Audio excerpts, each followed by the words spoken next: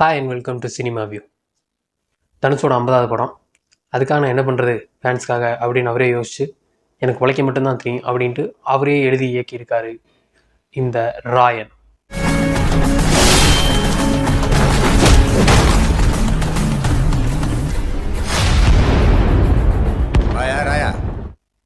ராயன் இந்த படத்தோட கதை என்ன அப்படின்னு வந்து பார்த்துக்கிட்டோம்னா, ஹீரோக்கு ஒரு 10-13 வயசு இருக்குது. அப்போ வந்து ஹீரோக்கு ஒரு தங்கச்சி பிறகுது. அப்போ அவங்க வந்து ஒரு கிராமத்தில் இருக்காங்க. அப்போ வந்து இன்னும் ஒரு நாள் அவங்க அம்மா அப்பா வந்து நாங்கள் இந்த வெளியே போயிட்டு வந்துடுறோம் அப்படின்னு சொல்லி கிளம்பி போகிறாங்க. போனவங்க தான் திரும்பியே வரல. அதுக்கப்புறம் தங்கச்சியும் தம்பியும் அவர் தான் காப்பாற்றணும் அப்படிங்கிற சூழ்நிலை வருது. அப்போது தங்கச்சிக்கு ஒரு ஆபத்து வரும்போது ஒரு போட்டு தள்ளிட்டு ஒருத்தரை அங்கேருந்து கிளம்பி சிட்டிக்கு வந்து சில்வராங்கிட்டு சேர்ந்துடுறாப்புல. அப்புறம் எல்லோரும் வளர்ந்து பெரியவங்க ஆகிடுறாங்க. அந்த சமயத்தில் இந்த சென்னையில் வந்து 2 பெரிய ரவுடிங்க இருக்காங்க அப்படின்னு சொல்கிறாங்க. ஒருத்தர் வந்து சரவணா, அப்புறம் இன்னொருத்தர் வந்து எஸ்.ஜே. சூர்யா. அப்போ அந்த ஏரியாவுக்கு வந்து புதுசாக ஒரு போலீஸ் ஆஃபீஸர் வராரு. அவர் தான் பிரகாஷ்ராஜ். வழக்கம் போல் அவருக்கு ஏதோ ஃப்ளாஷ்பேக் இருக்குது. அதாவது அவருக்கு ஏதோ பழி வாங்கணும்னு இருக்குது. அதனால் இந்த ரவுடிகள்லாம் நான் முடிக்க போகிறேன் அப்படின்னு சொல்லிட்டு ஒரு கேங் வாரை தூண்டி விட்டு இவங்களை அடிச்சுட்டு சாவிக்க போகிறேன் அப்படின்னு சொல்லிட்டு அவர் ஒரு சம்பவத்தை பண்ணார். இந்த சம்பவத்தில் சும்மா சுற்றிக்கிட்டு இருந்த ராயனோட தம்பிகளில் ஒருவர் மாட்டிக்கொள்ள, அதற்கு பிறகு அவர் தலைக்கு கத்தி வர, ஹீரோ நடுவில் இறங்கி காப்பாற்ற வேண்டும் என்ற சூழ்நிலை வர, ஹீரோவே களத்தில் இறங்கி சண்டையில் இறங்குகிறார். அதன் பிறகு என்ன ஆனது அப்படிங்கிறதான் இந்த ராயனோட கதை.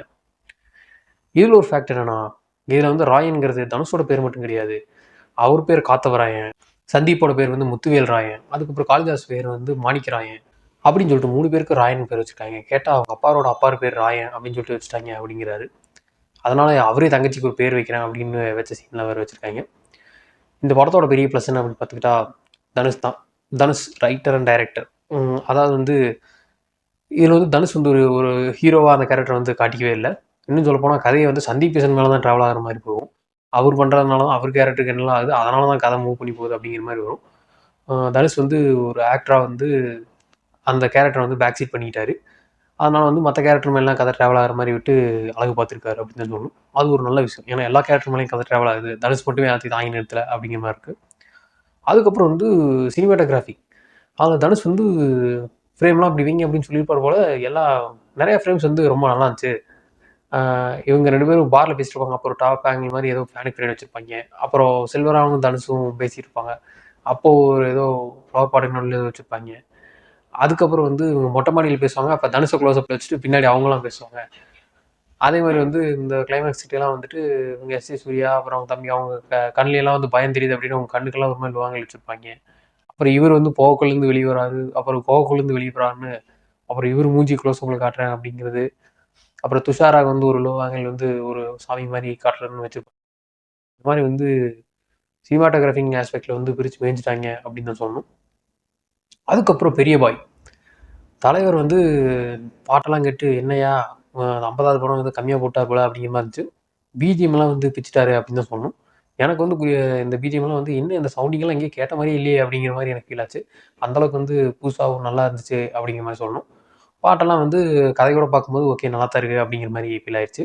அதுக்கப்புறம் கொடுத்த பெர்ஃபார்மன்ஸு எல்லாருமே வந்து பெர்ஃபார்மன்ஸை கொடுத்து வந்து நல்லா பண்ணிட்டாங்க அப்படின்னு தான் சொல்லணும்.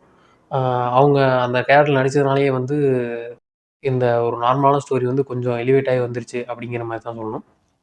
அதனால் பெர்ஃபார்மன்ஸுக்கு தனியாக ஒரு அப்ளாஸ் கொடுக்கணும். அப்புறம் இந்த படத்தோட பெரிய ப்ளஸ் ஃபஸ்ட் ஹாஃபு. அதாவது இவங்க இந்த கேரக்டர் எஸ்டாப்ளிஷ் பண்ணி இவங்கெல்லாம் எங்கே வராங்க, இந்த கான்ஃப்ளிக்ட் எங்கே ஸ்டார்ட் ஆகுது அப்படின்னு சொல்லி முடிச்சு கொண்டு வந்து ஒரு ஹை பாயிண்ட்டுக்கு வரும்போது கரெக்டாக இன்ட்ரோல் வந்துடுது. அப்போ அந்த இன்ட்ரோவில் அந்த ஹை பாயிண்ட் விட்டுவிட்டு அதுக்கப்புறமாடி செகண்ட் ஹாஃப் போகிறாங்க. அதனால் வந்து ஃபஸ்ட் ஹாஃப் வந்து ஓகே என்னமோ சொல்ல வராங்க அப்படின்னு ஒரு டென்ஷன்லேயே வந்து நம்ம வச்சுருந்தாங்க. அது நல்லா இருந்துச்சு. அதுக்கப்புறம் அபர்ணா பாலமுரளிக்கும் சந்தீப்புக்கு இருக்கிற அந்த ரொமான்ஸ் சீன்ஸு, அந்த காமெடி அதெல்லாம் வந்து ஓகேவாக இருந்துச்சு அப்படின்னு சொல்லலாம். அதுக்கப்புறம் இந்த படத்தோட ஆக்ஷன் சீக்வன்ஸு எல்லாமே வந்து ஒரு குட்டி குட்டி இடத்துல ஒரு ரூமில் இல்லை ஒரு சின்ன சந்தில் அந்த மாதிரி எல்லாமே வந்து ஃபோக்கஸ் பண்ணியிருந்தாங்க. ஒரே ஒரு ஃபைட் மட்டும் தான், கிளைமேக்ஸ் ஃபைட் மட்டும் தான் கொஞ்சம் பெரிய கிரவுண்டு மாதிரி இடத்துல அப்படிங்கிற மாதிரி இருக்கும். அந்த குட்டி குட்டி இடத்துலேயே வந்து ஃபைட்டு டக்குன்னு ஃபாஸ்ட்டாக மூவ் ஆகிறதாகட்டும், இல்லை ஸ்லோ மோஷனில் காட்டுறதாகட்டும்னு அதுவும் வந்து நல்லா பண்ணியிருந்தாங்க அப்படின்னு சொல்லணும். கொஞ்சம் ஓவராக ரத்தத்தை தெறிக்கி விட்டுட்டாங்க. அதனால தான் அடல்ட் சர்டிஃபிகேட் வேறு கொடுத்துட்டாங்க. கொஞ்சம் ரத்தத்தை லைட்டாக கம்மி பண்ணி இருந்திருக்கலாம் அப்படிங்கிற மாதிரி தோணுச்சு. இந்த படத்தோட பிரச்சனையே என்னென்னா செகண்ட் ஹாஃப் தான். அதாவது இந்த படத்தில் வந்து ஃபஸ்ட் ஆஃப் பார்த்திங்கன்னா சரவணன் வில்லனாக இருக்காரு.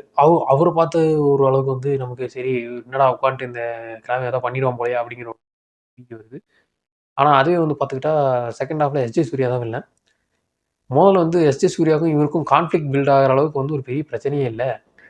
அதுதான் ஒரு பெரிய பிரச்சனையாக இருக்குது. எஸ்ஜே சூர்யாவுக்கு இவருக்கு ஏதாவது பர்சனலாக ஏதாவது பிரச்சனை இருக்குது, இல்லை ஏதாவது ஒரு தொழிலுக்கு ஏதாவது பிரச்சனை இருக்குது, அப்படி இல்லை ஏதோ ஒரு காரணம் கான்ஃப்ளிக்ட் ஆகுது அப்படின்னா தானே 2 பேர் மேலே கை வச்சுக்குவாங்க. சும்மா ரோட்டில் போகிற ஒருத்தனை கூப்பிட்டு சண்டைக்கு வான்னு கூப்பிட்டு சண்டைக்கு போகிற மாதிரி தான் எனக்கு இது ஃபீல் ஆச்சு. அதனால் வந்து ஒரு மாதிரி இது எதுக்கு தேவையில்லாத சண்டை அப்படிங்கிற மாதிரி தான் எனக்கு ஃபீல் ஆச்சு. ரெண்டாவது கொஞ்சம் லேக் ஆயிரும். அதாவது எங்கன்னா இவங்க தனுஷ் கூட இருக்கவங்களே எல்லாம் இந்த எதிராக திரும்புவாங்க அப்படிங்கிற மாதிரி சீன் போகும். அப்படி போகும்போது அவங்க ஏன் எதிராக திரும்புறாங்க அப்படிங்கிறதுக்கு ஒரு சீன் வச்சுருந்தாங்க பாருங்க. எனக்கு சிரிப்பாக வந்துருச்சு. அப்படி பார்த்தா விஐபியில் வந்து தனுஷ் அந்த கேரக்டரில் தான் வாழ்ந்துருக்கார். அவங்க வீட்டில் வந்து திட்டு வாங்கிட்டு சும்மாவே தண்டச்சோராக இருந்திருப்பார். அதுக்காக அவர் போய் எதிர்த்தாப்புல ஏதாவது கேங்ஸ்டரில் சேர்ந்து பெரிய ஆள் ஆகிட்டாரா அப்படிங்கிற மாதிரி இல்லைல்ல. அதே மாதிரி இவங்க சும்மா தானே சுற்றிக்கிட்டு இருந்தாங்க. இவங்க கூட இருக்கவங்களே எப்படி வந்து இப்போ தனுஷ்க்கு எதிராக திரும்புவாங்க அப்படிங்கிற மாதிரி இதாச்சு. சில டைலாக்ஸ் எல்லாம் வந்து நல்லா எழுதியிருந்தாங்கன்னு சொல்லலாம். ஃபஸ்ட்டு வந்து அந்த சின்ன பையனாக இருக்கும்போது அந்த பையன் ஃபஸ்ட்டு நல்லா பெர்ஃபார்ம் பண்ணியிருந்தான். அவன் வந்து கொஞ்சம் நல்ல பெரிய ஆக்டராக வரக்கான வாய்ப்புகள் நிறையா இருக்குது.